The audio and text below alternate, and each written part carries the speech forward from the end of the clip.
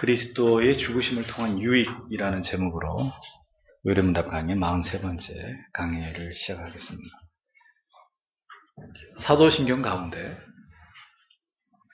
십자가에 못 박혀 죽으시고 라는 부분의 이 고백 속에서 우리가 알고 깨달아야 될 교리적 지식이 이렇게 심오하다는 것을 우리가 하이델베르크 요리문답을 공부하지 않았더라면 우리는 절대로 이러한 사실들을 깨닫지도 못하고 이러한 진리를 사유하지도 못하고 죽었을 것입니다. 그리고 늘 앵무새처럼 전능하사 천지를 만드신 어쩌고 저쩌고 늘 무슨 주문 외우듯이 이 사도신경 속에 담겨있는 이런 교리적 지식들을 이렇게 제대로 요리문답을 통해서 우리가 확인하지 않았더라면 우리는 굉장히 참 이 헛된 신앙 고백을 매주 우리가 죽을 때까지 수천 번, 수만 번을 사도신경을 암송하면서도 우리가 도대체 무슨 고백을 하고 있는지를 전혀 알지 못한 채로 앵무새처럼 똑같은 말을 반복하다가 우리는 그렇게 죽었을 것입니다.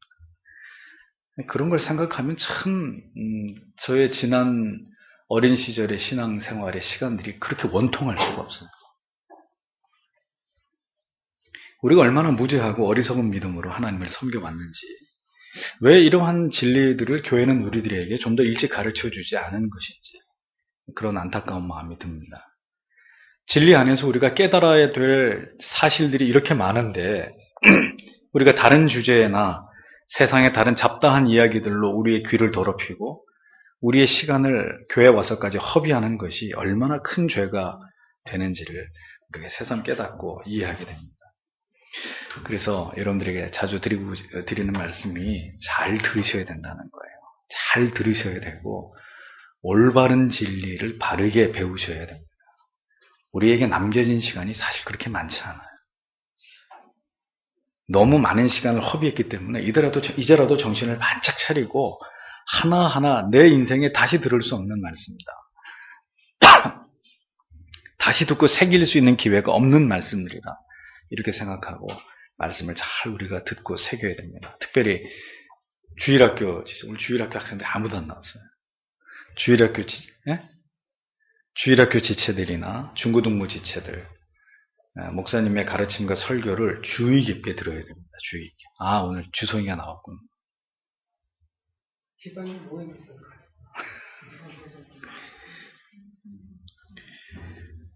나중에 하나님 앞에 가서 이런 얘기 하면 안 돼요. 하나님, 저는 우리 교회 목사님이, 교사님들이 제대로 교리도 안 가르쳐주고 하나님 말씀도 제대로 안 전해줬기 때문에 회심할 기회가 없었습니다. 이런 변명하면 절대 안 통합니다.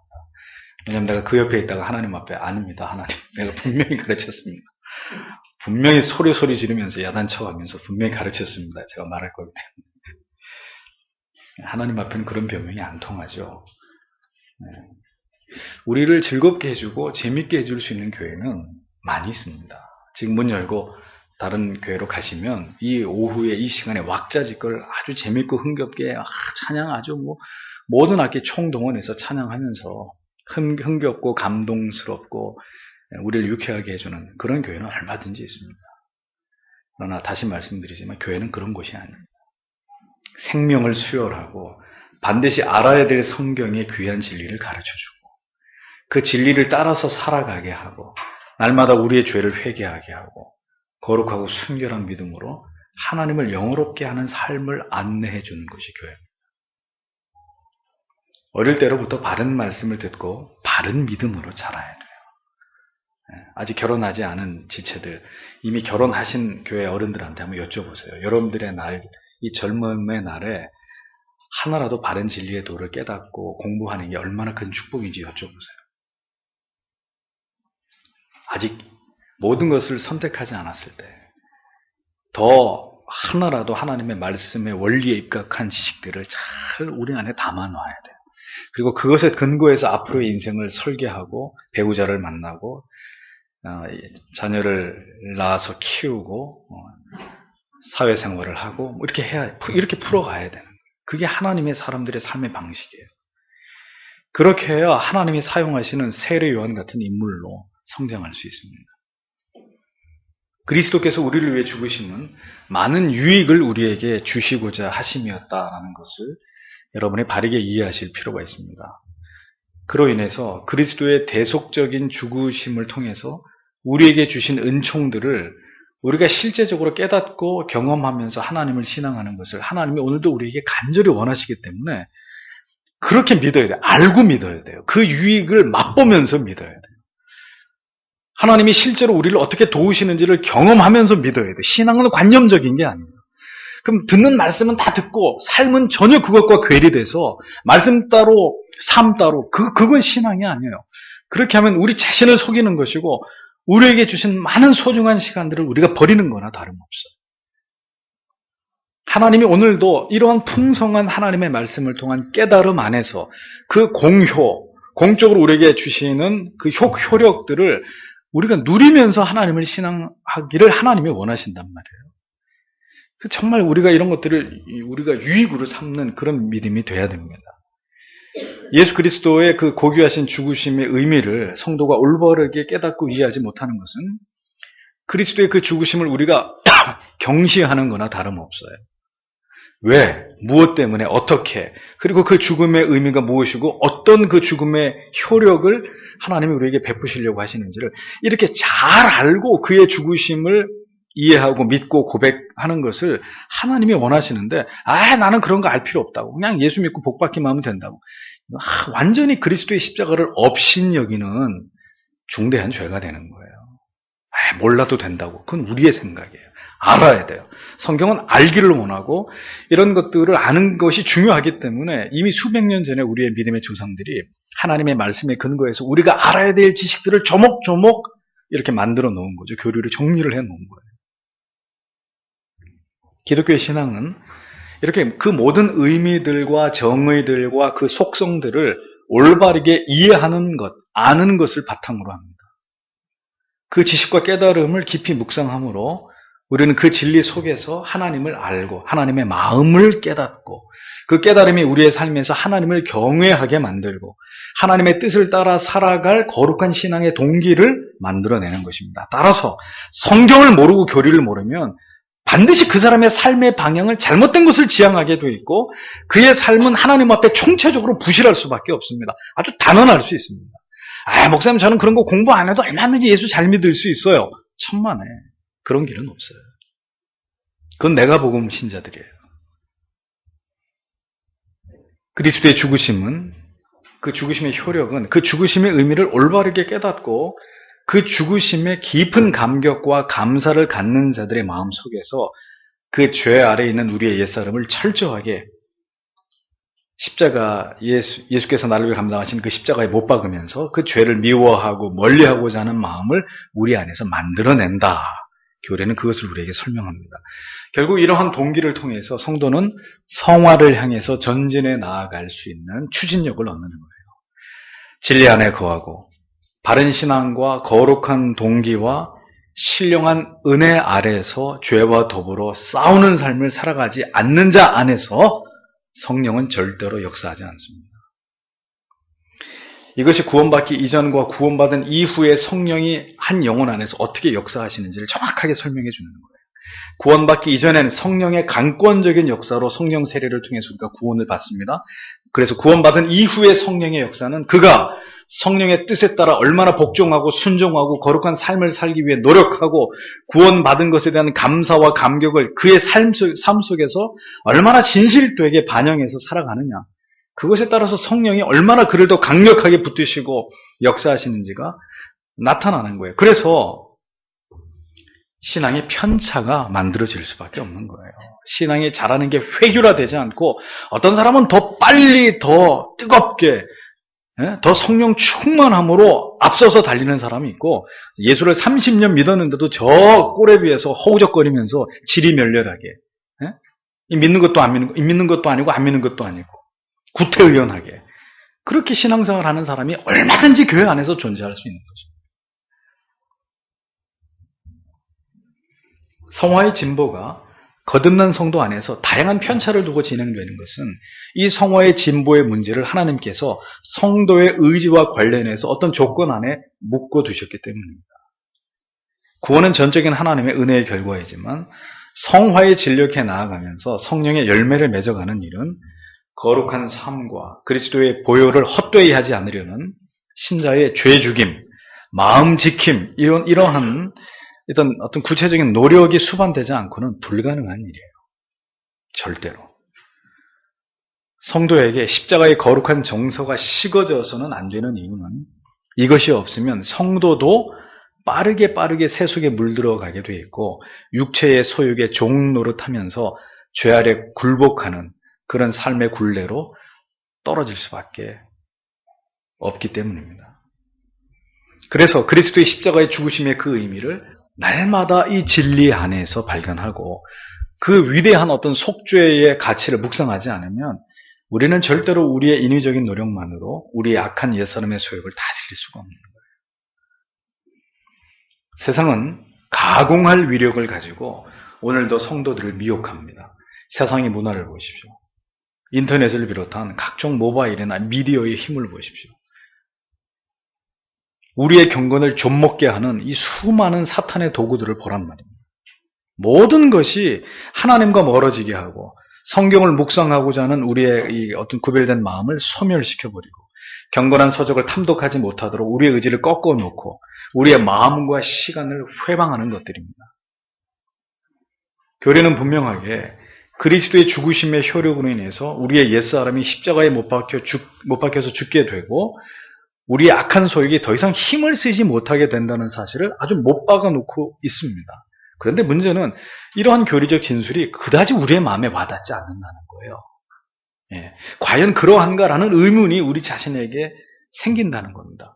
우리가 정말 그리스도의 죽으심의 효력, 옛사람이 십자가에 못 박혀지고 악한 소욕에 더 이상 내 안에서 힘을 쓰지 못하고 있느냐라고 내게 자문해 볼 때 아닌 것 같거든요.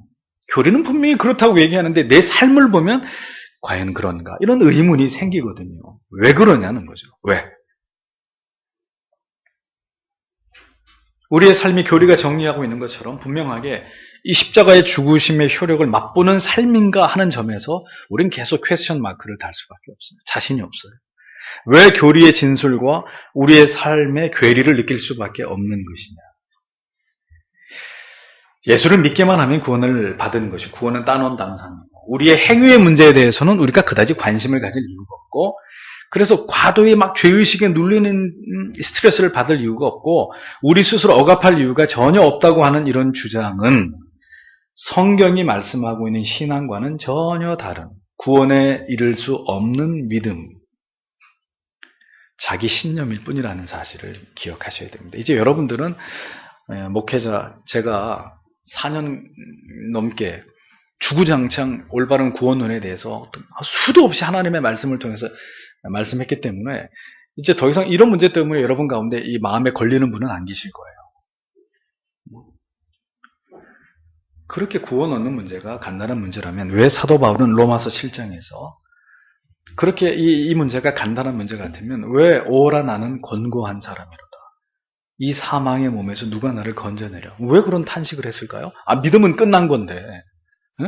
예수 믿으면 그냥 끝난 거고 나머지는 아무 고민할 필요 없고 걱정할 필요 없는데 왜 이 대사도가 나는 권고한 사람이다. 이 사망의 몸에서 누가 나를 건져줄 거냐? 이런 탄식을 왜 하냔 말이에요. 왜 자신이 마음으로는 하나님의 법을, 육신으로는 내가 지금 죄의 법을 섬기고 있다라는 자기 자신을 왜 이렇게 폭로합니까? 그 거짓말하고 있는 거예요? 아니란 말이죠. 죄의 문제를 방만하게 다루면서 철저하게 자신의 삶을 진리의 말씀으로 재갈 물리려는 의지가 박약한 사람은 절대로 하나님을 올바르게 신앙할 수 없습니다. 없습니다. 절대로. 잘 믿는 것 같은데 그가 삶에서 판단하는 거 보면 온갖 육적이고 세속적이고 잘못된 판단을 하고 있고 그런 괴리가 나타나는 거예요. 그의 믿음은 늘 지지부진하고 지리멸렬한 우유부단한 이런 신앙이 될 수밖에 없는 거예요. 교리는 정확하게 우리에게 우리 죄를 십자가에 못 박고 옛사람을 죽일 수 있는 유익을 얻는다. 그리스도의 죽으심이 공허한 얘기가 되고 마는 거예요. 실제로는 안 그렇거든요. 왜? 그렇게 살지 않으니까. 이 문제를 어떻게 해결할 거냐 말이죠. 옛사람의 죽음과 악한 소욕의 억제는 우리의 의지만으로 되는 게 아닙니다. 교회만 열심히 다닌다고 저절로 해결되는 문제도 아닙니다. 그렇다고 해서 우리는 아무 노력을 할 필요가 없고 저절로 하나님께서 우리 안에서 그렇게 되어지도록 다 해주신다. 그것도 성경적인 믿음이 아닙니다. 갈라디아서 5장 16절에서 26절까지는 우리가 성령의 인도하심을 받을 때와 육체의 소욕의 지배를 받을 때 일어나게 될 수 있는 일들을 아주 자세하게 묘사하고 있습니다. 모든 타락하고 부패한 죄인들에게는 반드시 뭐가 존재합니까? 갈라디아서 5장 16절에서 26절에 보면 뭐가 존재해요? 육체의 소욕이 잔존합니다. 또 성령의 역사하심도 또 한편에서 우리에게 지속적인 영향을 미치고 있다고 성경은 말씀합니다. 다만 여기서 우리가 선택해야 된다는 사실을, 둘 중에 하나를 선택해야 된다는 사실을 성경은 분명히 말씀합니다. 그래서 16절에서 갈라디아서 5장 16절에서 성경이 말씀하기를 내가 이르노니 너희는 어떻게? 성령을 조차 행하라. 성령을 조차 행하게 해 주실 것이다. 이렇게 기록되어 있지 않습니다. 너희는 성령을 조차 행하라. 그러니까 그 의지 자체가 누구에게 있어야 되는 겁니까? 이 말씀을 듣는 여러분, 성도들에게 있어야 되는 거죠. 그리하면 조건적입니다. 육체의 욕심을 이루지 아니하리라. 이렇게 확언하고 있습니다. 예? 이게 저절로 되는 문제인가요? 교회만 열심히 나가고 죄사함 받았네, 잠꼬대 같은 소리를 하고 있으면 이게 저절로 되는 문제인가요? 아니라는 겁니다. 너희가 성령을 조차 행해야 된다고 분명하게 성경이 말씀합니다. 그렇게 할 때 육체의 욕심이 너희를 지배하거나 통제하지 못하게 된다고 성경은 분명하게 충고하고 있는 겁니다. 더 나아가서 우리 안에 있는 이 두 세력이 어떻게 역사하시는지를 설명하기를 17절에서는 육체의 소욕은 성령을 거스리고 성령의 소욕은 육체를 거스리나니 이 둘이 서로 대적함으로 너희의 원하는 것을 하지 못하게 하려 함이니라. 이렇게 분명히 말씀하고 있습니다. 두 세력이 우리 안에서 싸우고 있다고 했습니다. 자, 어떤 세력이 더 우세하도록 힘을 실어주는 것은 누구의 몫입니까? 하나님의 몫인가요? 예, 결국 우리의 선택이라는 것을 성경이 말씀하고 있는 거예요. 졸지 말고 뒤에 가서 서요. 얼른. 뒤에 가서 서서 설교 들으라고. 졸지 말고. 우리 안에서 육체의 소욕이 이기면 이제 이어서 열거하는 이제 그 육체의 소욕으로 말미암아 벌어지는 악한 것들 얘기하고 있죠. 갈라디아서에서 음란부터 시작해서 그 악한 죄악들이 우리를 지배하게 되는 것이고 성령의 소욕이 우리 안에 더 강해지면 육체의 소욕들이 사그러들면서 결국 성령의 열매들이 결실되는 이 가시적 결과가 나타나게 된다는 사실을 성경은 아주 분명하게 깨닫게 해주고 있습니다. 그러면서 24절에 말씀하기를 그리스도 예수의 사람들은 어떻게 해야 되느냐? 육체와 함께 그 정과 욕심을 십자가에 못 박았느니라 라고 분명하게 말씀하고 있습니다. 그리스도의 사람은 그래야 된다. 그냥 먹고 놀고 주께서 어떻게 하시겠지 이렇게 살아가는 삶이 아니라 육체의 소욕을 십자가에 날마다 이 정과 욕심을 못 박는, 날마다 못 박아가는, 어제 실컷 박았으니까 오늘은 좀 쉬자가 아니라 어제도 못 박고 오늘도 못 박고 주님 부르시는 그날까지 날마다 우리 안에 일어나는 육체의 소욕을 십자가에다가 못 박는 일을 게을리하지 않는 성도가 결국은 성령의 지배를 받고 성령의 소욕으로 육체의 죄악된 욕망을 다스리고 억제할 수 있는 그런 삶을 살아갈 수 있다고 성경은 이 원리를 아주 분명하게 설명해주고 있는 것입니다. 그러므로 성도 여러분 어떻습니까? 예수 믿으면 그걸로 전부 끝이 끝난 겁니까? 아니죠. 끊임없이 성령의 사람이 되기를 사모하셔야 되는 거예요. 그리스도께서 십자가에서 우리의 옛사람의 죄를 청산하셨다는 의미는 근본적인 죄의 사슬에서 우리를 해방시켜 주셨다는 것이고 영원한 죄의 저주 아래서 우리를 건져내셨다는 그런 의미입니다. 그러므로 날마다 우리가 범하는 죄의 자범죄에 대한 문제는 우리 스스로 하나님께 드리는 개인적 참회, 개인적 회개를 통해서 우리의 죄를 다루고자 하시는 것이 하나님의 섭리라는 것을 여러분들이 분명하게 이해할 필요가 있습니다. 따라서 날마다 새끼 밥은 열심히 먹으면서 하나님 앞에 지은 죄를 토설하는, 회개하는 회개가 없는 성도, 뭐 죄는 다 주님이 다 해결하셨는데 뭔 회개를 자꾸 하라고 야단이야. 정확하게 이 죄와 회개 문제를 아주 잘못 이해하고 있는 성도. 시험 보면 빵점짜리 성도예요. 아주 절대로 그 사람은 그리스도의 이 어떤 우리를 그 속죄하신 그 공로에 대한, 그래서 원죄에 대한 해결과 자범죄에 대한 이 죄의 해결의 방식에 대한 정확한 이해가 전무한 그런 성도라. 굉장히 위험한 상황이 있는 사람이죠. 이제는 이 목사의 이 죄 설교 듣지 않아서 마음이 너무 평안하다고 하시는 분들의 이야기를 제가 전해 듣고 있습니다. 참 안타까운 일이 아닐 수 없어요. 자신들의 영혼이 죽어가고 있다고, 썩어가고 있다고 하는 그런 생각은 전혀 하지 않고, 이제 더 이상 교회 가도 내가 위축되거나 주눅들지 않으니까 너무 좋다는 잠꼬대 같은 말씀들을 하고 계십니다. 두려운 일입니다. 저는 한국 교회가 얼마나 많은 세월 동안에 이 구원의 문제를 교회 안에서 성도들에게 가볍게 다루었으며, 이 구원론에 대한 무지함 속에서 지금도 얼마나 많은 성도들이 허덕이고 있는지를, 이것이 한국교회의 현 주소라는 사실을 저는 여러분들에게 분명히 말씀드릴 수 있습니다.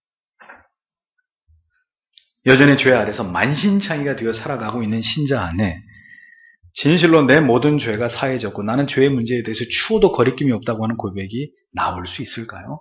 그게 나올 수 있다면 그게 코미디예요. 날마다 죄에 패배하면서 짐 뭉개진 채로 살아가는 성도가 오늘도 이 교리의 진술처럼 우리 자신을 하나님께 감사의 제물로 드리는 삶을 살아갈 수 있을까요? 그런 고백이 아무렇지도 않게 나올까요? 그렇게 이율배반적인 사람들에게서 그런 지극히 경건하고 거룩한 어떤 모습들이 나타난다면 그건 뭐예요? 가식이에요. 위선이에요. 그렇게 될 수 없다는 거죠. 절대로 그렇게 하나님을 속일 수 없는 거예요. 그렇게 아무렇지도 않게 하나님을 신앙하는 척 할 수 없는 거예요. 그렇게 그 사람이 평생 믿었다면 반드시 그 사람은 지옥에 갑니다. 왜 우리에게 양심이 있고 그 양심이 우리를 고발하고 내 안에서 아우성칩니까? 우리의 삶이 하나님 앞에 잘못됐기 때문이죠. 그래서 회개하라고 우리 안에서 소리치는데 예수님이 다 십자가 지고 우리 죄 문제 해결했는데 뭔 쓸데없는 회개냐고 그렇게 말하는 사람은 정신병자예요. 교회 안에 있는 정신병자. 제 말이 너무 지나칩니까? 용서하십시오. 화가 나서 그래요. 화가 나서. 도저히 참을 수 없어서 막 그런 얘기 하는 사람들 도저히 참을 수 용서가 안 돼서 그래요. 또 그렇게 가르치는 목회자들 아주 정말 혐오스럽습니다. 다 이렇게 먹이고 진액을 짜가지고 말씀으로 이게 구원이고 이게 그래놨는데 다 필요 없다고 다 쓸데없는 소리고 누가 행위로 구원받는다고 그 쓸데없는 소리 하냐고 믿게 해놓으면 끝난 이런 현실이 너무 저를 괴롭게 해요. 그러니까 나는 이해가 돼요. 바울이 그렇게 열심히 초대교회 성도들에게 바른 진리의 말씀으로 다 뿌려놨는데 잠시 또 다른 지역에 가서 복음 전하고 있는데 거짓 교사들이 들어와가지고 바울이 한 얘기 다 무시해 다 웃기는 소리야. 그래 바울이 얼마나 화가 났겠어요. 그러니까 저주를 퍼부어버리잖아요. 누구든지 예수 그리스도의 복음 외에 다른 걸 가르치는 사람에겐 저주가 있으리라고. 나는 충분히 그 심정이 이해가 돼요. 정말 정신 나간 그런 설교자들이 너무 많아요. 물론 안 그러신 분들도 많이 있죠. 말씀을 따라 살기에 힘쓰지 않고 세상을 짝하다가 주일에 육신을 끌고 와가지고 교회에 그렇게 오신 신자들은 따라서 하나님 앞에 아무런 보상을 받을 수 없는 것이 당연한 것입니다. 졸음만 오고 도대체 뭔 소리인지 하나도 귀에 안 들어오고 그냥 공치고 가는 거예요. 그냥 당연해요. 왜? 그의 삶의 진리를 쫓지 않았기 때문에.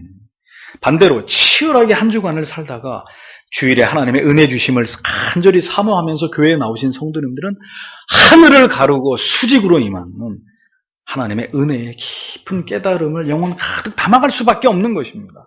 그게 지극히 당연한 일이에요. 그게 은혜의 세계 안에서 일어나는 일들이에요. 그게 성경이 말씀하고 있는 진리입니다. 아무리 그런 식으로 마음대로 예수 믿어보세요. 그렇게 저절로 모든 게 다 잘 되는지 안 되지는지 그렇게 한번 가보라 이겁니다. 믿음도 저절로 잘하고 저절로 성화도 저절로 회개가 나오고 저절로 죄가 미워지고 저절로 죄가 혐오되는 그런 정서가 막 어느 날 저절로 쑥쑥 그냥 내 안에서 만들어지는지 그렇지 않은지 한번 시험해 보시라. 그렇게 자기를 부인하는 일이 쉽고 간단한 일인지 자기 십자가를 진다는 의미가 그렇게 천박한 논리인지 죽어도 깨닫지 못할 겁니다. 아마 죽어도. 그렇게 바른 진리를 듣지 않으려고 하는 분들은 죽어도 못 깨달을 거예요. 절대로 잘못된 믿음이에요. 성경은 어디에서 성도의 삶을 그리스도의 죽으심의 유익이 그런 방식으로 성도들에게 작용하고 역사하고 있다고 가르치고 있지 않습니다. 진리의 말씀을 올바르게 깨닫고 신앙의 모든 주제에 대한 분명한 지식을 갖지 않는다면 단언하건대 자신이 생각하는 구원의 확신은 자기 착각일 뿐일 수 있다는 것 잊어버리지 마세요. 사람들은 죄와 치열하게 싸우면서 하나님께서 우리에게 어떤 삶의 지향점을 향해 나아가라고 말씀하고 있는지에 대해서는 관심을 갖지 않으려고 해요. 그렇게 첨예하고 따가운 말씀은 싫어하고 그저 편안하고 용기 주고 위로가 되는 말씀만 좋아합니다. 그리고 그 안에 안주하고 싶어. 진리가 너희를 자유케 한다고 분명히 말씀하셨는데도 진리 안으로 들어와서의 자유가 아니라 그저 진리는 너무 따갑고 너무 힘들고 어려우니까 그저 진리의 변두리에서 누리는 편안함. 그게 자유인 줄 알고 착각하고 있는 거예요. 그래서 인간이 주는 위로 따위에 안주하려고 하니 이러한 성도들이 자신의 결국이 천국이 아님을 알게 되었을 때 그 당황스러움을 어떻게 할 거예요, 그때? 그런 일들이 정말 신앙 안에서 두려운 일들이라. 십자가를 강조하지 않는 설교, 죄와 싸우면서 거룩한 삶을 위한 회개를 촉구하지 않는 교회는 영적으로 죽은 교회입니다. 그곳에는 구원이 없을 수도 있다는 것을 잊지 마세요. 없다고 그렇게 단정 지을 수는 없어요. 그 가운데서도 열심히 말씀을 붙들고 바르게 가려고 하는 소수의 사람들이 있을 수 있으니까 다 없다고 얘기하면 안 되고. 근데 그만큼 확률적으로 많지 않다는 거죠. 없을 수 있다는 거죠. 날마다 주님 나를 받으시옵소서. 주여 드릴 것은 당신을 향한 이 마음뿐입니다. 이런 거룩한 정서는 죄와 더불어 싸우고 세상과 등진 채로 주만 바라보고 살아가려고 하는 성도들의 입에서 나오는 고백입니다. 아무나 그런 고백을 흉내낼 수는 있어도 가슴에서 우러나는 고백으로 주께 드릴 수는 없어요. 그러니까 기독교는 흉내낼 수 있는 종교가 아니에요. 절대로 아니에요. 흉내를 내다가 다 들통나, 어느 순간인가. 다 들통나요. 그렇게 될 수 없는 종교이기 때문에. 거룩한 삶이 없이는 하나님께 올려드릴 어떤 감사의 제물도 없다는, 그 제물됨도 없다는 것을 잊어버리면 안 됩니다. 오늘은 분명히 오히려 우리 자신을 그분께 감사의 제물로 드리게 됩니다. 이런 그리스도의 죽으심의 공효를 말씀하고 있는데도 죽었다 깨어나도 내 자신을 감사의 제물로 드리는 일 때문에 일어나자. 하나님 받지도 않지만 그렇게 드리고 싶은 마음도 안 생긴다니까. 안 생겨요. 절대로.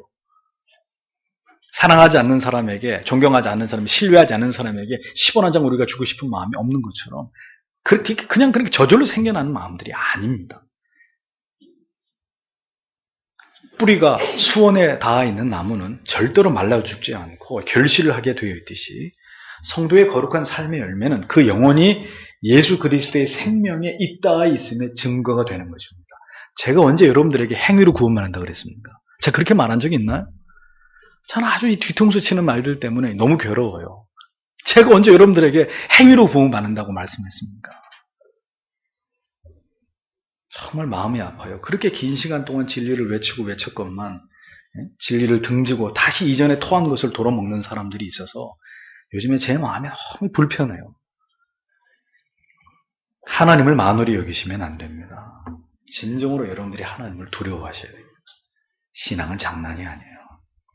나를 위해서 그리스도의 죽으심에 대해서, 나를 위한 그리스도의 그 죽으심에 대해서 때때로 오열하지 못하는 신자는 절대로 자신의 악한 소욕을, 죄를, 치명적인 세상의 유혹을 뿌리치기 어렵습니다. 뿌리칠 줄 믿습니다. 내가 아무리 그렇게 해보세요. 여러분들이 아멘 한다고 그렇게 되나? 신앙은 그런 게 아니라는, 그런 말장난들이 아니에요. 그럴 줄 믿습니다. 뭘 믿어요, 믿기는? 당장 문 열고 나가면 넘어지는데, 문 열고 나가면 패배하는데. 그리스도의 죽으심의 그 거룩한 효력이 우리 안에서 선명하게 역사하시도록 우리의 삶을 교정하고 끊임없이 레포르만다, 개혁해 나감이 필요한 거예요. 그것이 있어야 나의 옛사람의 성품과 기질이 점점 패퇴되고 우리의 속사람이 강건해지는 것을 체험할 수 있습니다. 건강해지려면 운동을 해야 되는 것처럼, 그러면 점점 내가 체력이 강해지고 몸이 좋아진다는 걸 스스로 느끼는 것처럼 신앙도 그래요. 여러분들의 영혼이 건강해지고 있다는 걸 느껴야 돼요. 내 악한 정욕이 소멸돼 가고 있구나. 전에는 이런 유혹에 무참하게 패배했는데, 이제는 내가 주의 은혜로 간단하게 이런 어떤 유혹들을 내가 제압할 수 있을 정도가 됐구나. 왜 그런 승리의 체험이 없어야 됩니까, 우리는? 세상의 유혹에 흔들리지 않은 경건한 신자가 될 수 있고, 그렇게 살아갈 때 하나님이 받으시는 재물적 가치가 있는 성도의 삶이 되는 것입니다. 그렇게 해야 이게 지금 말이 맞아떨어지는 거지. 그렇잖아요. 이런 지금 교리의 가르침이 맞아 이렇게 이게 수긍이 되지, 전혀 이 교리와 우리의 삶이 왜곡되어 있고 이율배반적인데 이해가 되냔 말이에요. 이해가 안 되죠. 그냥 그런가 보다, 그건 그거고 내 삶은 그렇고, 이렇게 괴리될 수밖에 없는 거예요. 지금 여러분이 무엇을 가까이 하시고 무엇을 좋아하시든지 간에 이 진리만은 반드시 기억하십시오. 그리고 하나님 앞에서 살아가시려고 하시는 여러분들이 되셔야 됩니다. 그것이 신앙입니다. 아무리 강조해도 지나치지 않습니다. 이 얘기를 수백 번, 수천 번 해도 이 진리는 여기서 조금 더 틀리지 않습니다. 그것이 믿음이에요. 하나님을 신앙하는 것입니다. 오늘도 이 교리의 말씀을 기초해서 그리스도의 죽으심의 실제적 효력을 여러분들의 삶 속에서 체험하십시오. 그것은 여러분들의 삶이 수반되어야 가능한 일입니다. 기도하겠습니다.